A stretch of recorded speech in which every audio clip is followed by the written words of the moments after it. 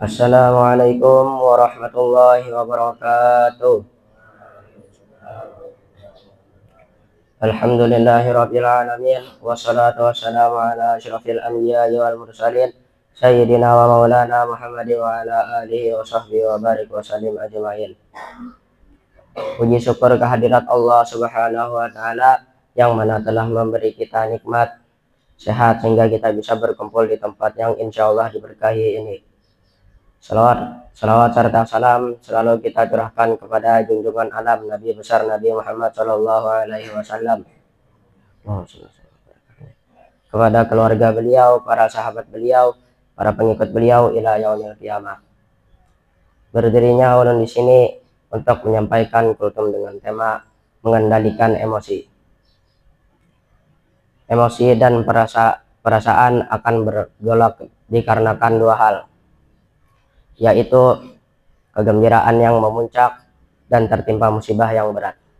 Dalam sebuah hadis Rasulullah Shallallahu Alaihi Wasallam bersabda, sesungguhnya aku melarang dua macam ucapan yang bodoh lagi tercela, yaitu keluhan tatkala mendapat kenikmatan dan ungkapan tatkala mendapat musibah.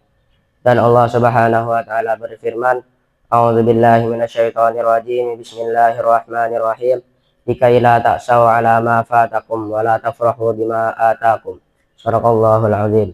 Yang artinya, kami jelaskan dengan demikian itu supaya kamu jangan berduka cita terhadap apa yang luput dari kamu, dan supaya kamu jangan terlalu bergembira terhadap apa yang diberikannya kepada kamu. Quran surah Al-Hadid ayat 23. Barang siapa yang mampu menjaga perasaannya pada setiap peristiwa, baik peristiwa yang memilukan maupun peristiwa yang membahagiakan, maka merekalah orang-orang yang sejatinya memiliki kekukuhan iman dan keteguhan keyakinan. Oleh karena itu pula mereka akan memperoleh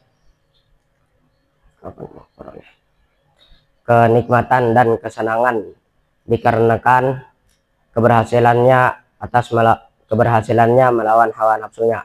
Allah Subhanahu wa taala menyebutkan bahwa manusia adalah makhluk yang senang bergembira dan berbangga diri. Namun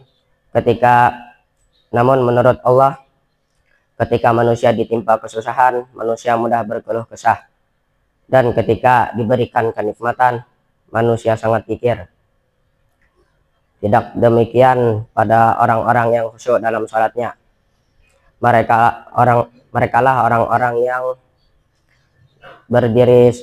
bisa berdiri dengan seimbang di antara gelombang kesedihan yang keras dan di antara luapan kegembiraan yang tinggi. Dan mereka pula orang-orang yang senantiasa bersyukur tatkala mendapat kenikmatan dan senantiasa bersabar ketika berada di dalam kesusahan. Emosi yang tidak terkendalikan hanya akan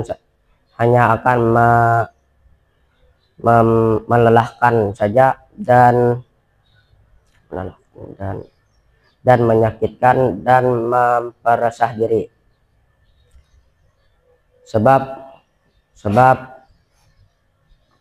marah